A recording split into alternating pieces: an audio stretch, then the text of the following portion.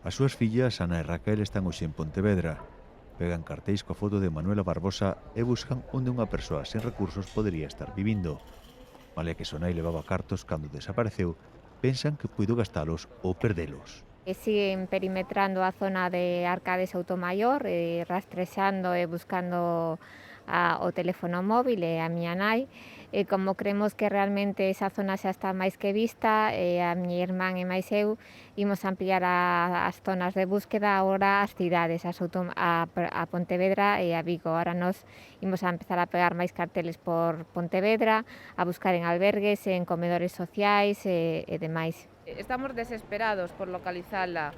A miña hipótesis é que alguén a axudou con boa voluntad e polo que sea aínda non sabe que está a miña nai desaparecida, porque eu doume conta que hai moita xente que aínda sabe en Pontevedra que me coñece que non sabe que miña nai é a que está desaparecida.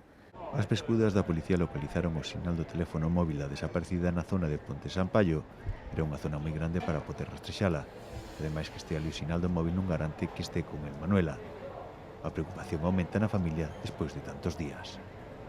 A miña nai é unha persona que tiña moita medicación, simplemente con decirche que pola noite, solo pola noite, necesitaba tomar 17 pastillas, creo que xa cho digo todo. Manuela foi vista por última vez hai 15 días na zona do restaurante Avenida de Arcade. É delgada, de pelo claro, ollos castaños e levaba un vestido amarelo con flores e un bolsiño de palla o día que desapareceu.